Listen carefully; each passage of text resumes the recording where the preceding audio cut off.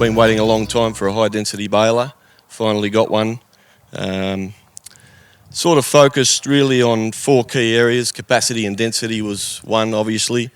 Innovation in the baler, reliability and durability. Cost of ownership was an important part of the engineering of this baler, and also technology.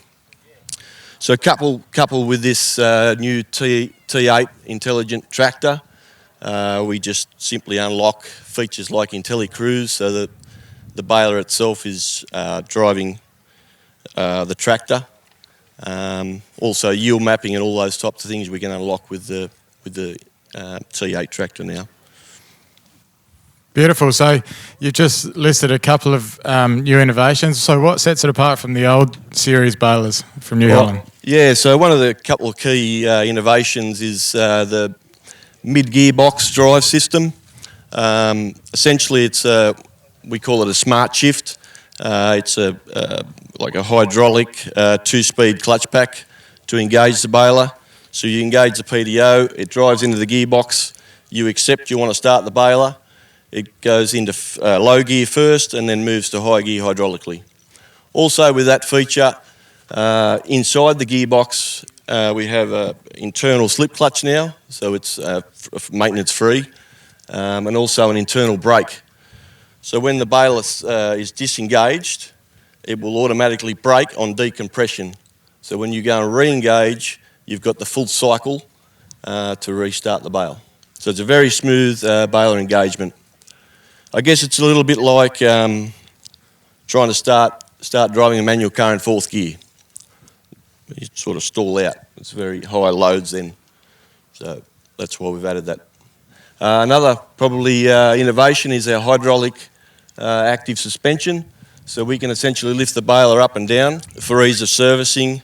We can drop the baler down to get the twine in the twine boxes easier. And also our loop master, which we'll talk about in a minute. Yeah, just give us a bit more of a rundown on that loop master, can you? Yeah, so essentially we've taken the double tie knot system and just improved to that next level.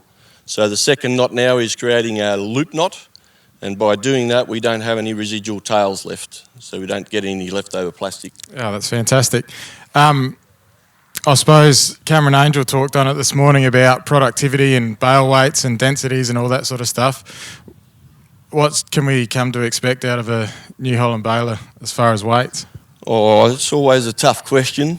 Obviously there's a lot of factors to deal with weight, moisture, the type of conditions, the crop types. But what I will say with this baler, the bale chamber is 4 metres long now, which is really critical for a high density baler.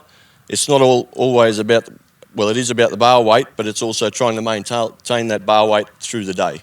So with a long chamber like that, we have a lot longer window of heavy bales.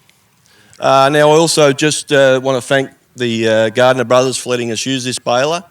That was the first season with it last year for those guys. They've just clocked over 20,000 bales with it last season. Hasn't been the easiest for the baler. They run a T9 articulated tractor on that baler, so it's 560 horsepower. But it's done quite well to stand up to the tractor, that's for sure. Also, just thank the rural group for helping us get all the stuff out here and letting us use some of their machinery. And of course, thanks to AFIA. Yeah, so guys, if you want to come in a little bit closer and have a look at the innovation for the mid-gear box. I guess it's probably not something that's been seen on balers in the past. But basically that's the mid-gear box. Essentially drive in neutral until I accept that I want to engage the baler. Starts off in low gear to give us that extra torque, and then moves to high.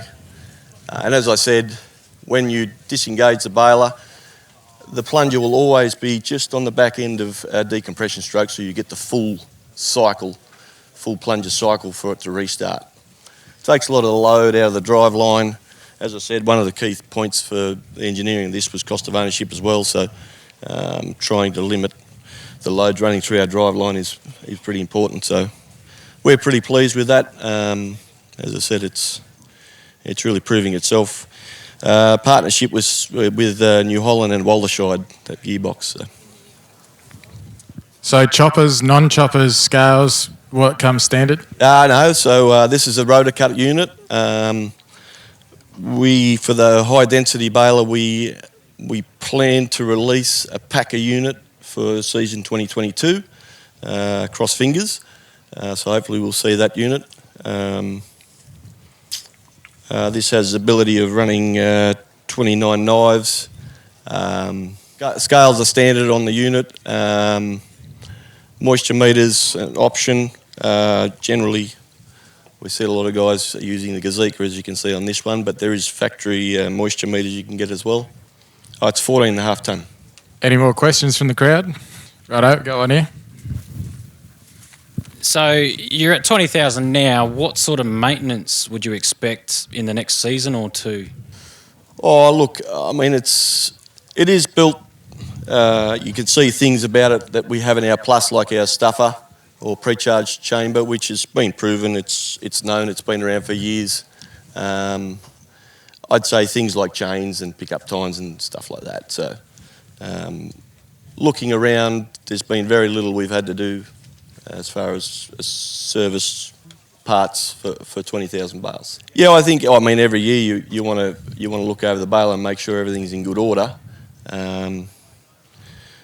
But yeah, chains, sprockets, bearings, things like that would be key at those sort of 40,000 bales. What flywheel weight? I'm pretty sure it rolls in at 400 kilos, but obviously the diameter is a lot greater than our plus baler, so we get that dynamic force with that lot bigger circumference flywheel, so the weight's out a lot further. Everyone's getting into it. Is there any capabilities of yield mapping? Yes, there is. Yep, coupled with the T7 Isobus 3 tractor or the new T8.